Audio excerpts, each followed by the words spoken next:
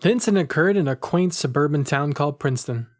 Located in central Illinois with a population of 7,603 as of a 2019 census, it's an idyllic slice of small-town America. The houses are tidy and uniform. Its stores family-owned and operated. Everyone knows each other and the kids play out in the streets without the tight leash a parent would have over them in the city.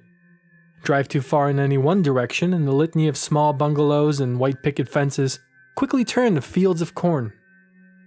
The town itself, a reprieve from the boring flatlands of the prairie state, an oasis among miles of agriculture, secluded enough to be the type of town you're born, raised, and die in. Agents Westward and January were dispatched to Princeton April 7th of 2015. This was after numerous reports were filed to Child Protective Services requesting a welfare check on 17-year-old Annie Willenette. The complaints were sent by concerned school teachers and counselors whom Annie had frequented. One such complaint garnered the Black Ridge Society's attention. It reads as followed. Quote, Annie has become increasingly distressed about a delusion she calls the man in yellow.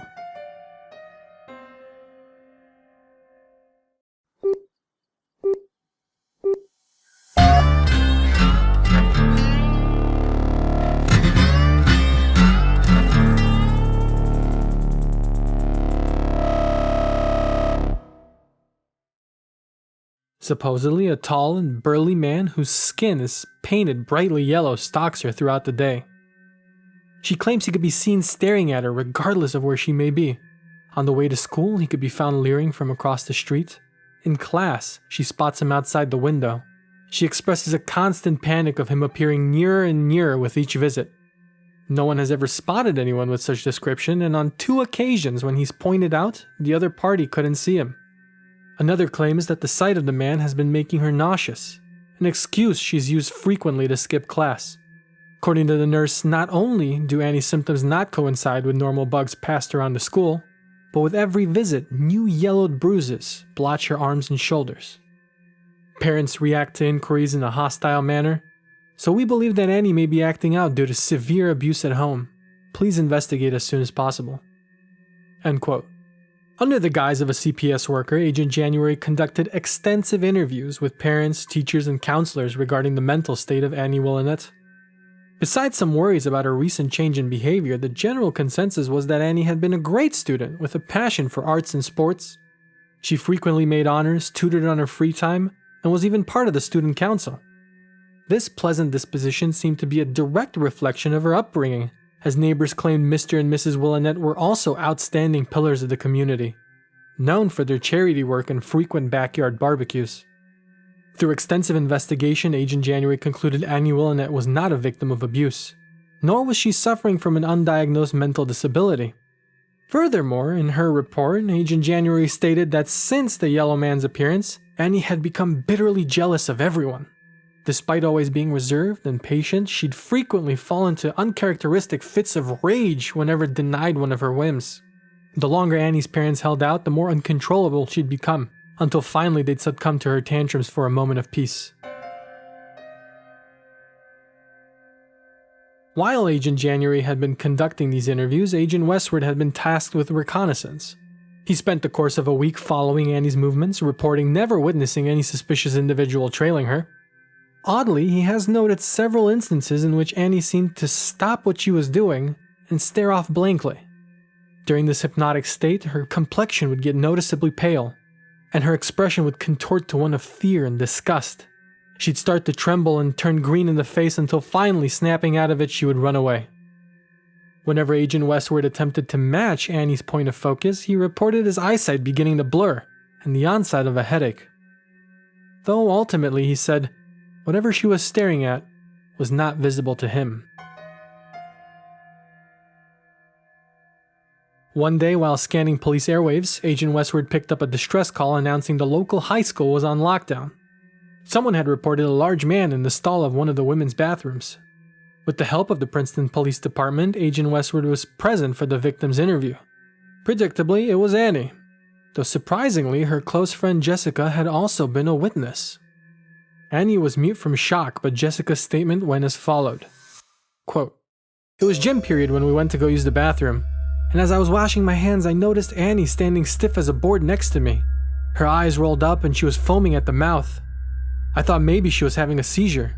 Then in the mirror, I caught a glimpse of someone staring at us from one of the stalls. Through the space between the partitions, I could make out a sickly, bloodshot yellow eye. I instantly froze. I tried to yell but couldn't. As more features came into focus, I could see it was some creepy old man.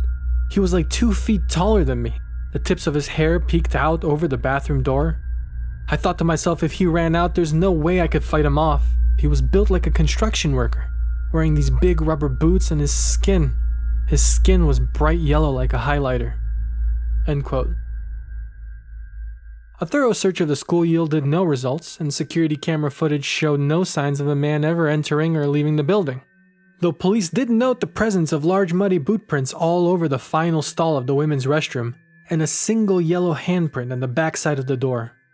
That, along with the strong lingering smell of sulfur and a spout of unearthly nausea that blanketed over everyone in the school, was enough reason to escalate this case. Shortly after, the Blackroot Society attempted to query help from mediums and occult consultants, but was met with similar answers across the board. This was not a haunting, nor any sort of creature of legend or lore they knew of. Whatever it was, there was no protocol in place for how to deal with it. Additional help was requested, but unfortunately, the man in yellow worked faster than the agency had anticipated. During a nightly stakeout, the agents were alerted by blood-curdling screams coming from the Willonettes' home. They rushed to action, calling the authorities before forcing themselves in. The following is an excerpt from Agent Westward's report. Quote, "By the time we managed to reach Annie's bedroom, she had vanished. Mrs. Willonette was unconscious on the floor, while Mr. Willonette was hunched over the bathroom sink, sick and unresponsive. The walls of the room were covered in a thin, foul-smelling yellow film, and where Annie slept in bed, an outline of her figure in the same disgusting substance. When Mrs. Willonette came to, she stated she'd been roused from her sleep by panicked yells. She ran to help, but was stopped cold at the sight of a large man hovering over their sleeping daughter. He was cupping Annie's face with his enormous hands, the yellow slime trickling off his forearm down onto her like paint. Where the ooze touched, it would grow over her skin like mold. Mr. Willonette barged into the room with a shotgun and fired a single shell into the yellow man's back. The intruder immediately collapsed to the floor, dissolving to a puddle before their eyes. However, it was too late. The damage was done. Zombie-like, Annie stood motionless at the foot of the bed. Her demeanor changed, her skin bright yellow. The sight of Annie made them nauseous, and at the lightest touch, the nausea was so overwhelming it incapacitated both Mr. and Mrs. Willonette. By the time we reached the bedroom, she was nowhere to be seen." End quote. Despite our best efforts, Annie was never found again. Samples were collected from the scene, but its analysis proved inconclusive. The substance was not of any composition known in the periodic table. If anyone listening happens to come across a girl with bright yellow skin, do not interact with them. Remain at a distance and please contact the Blackroot Society immediately. Time is of the essence.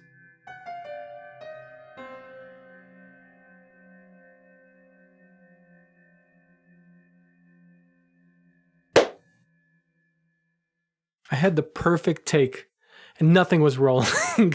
Life, man, I was performing to myself. Anyway, thank you so much for watching, guys.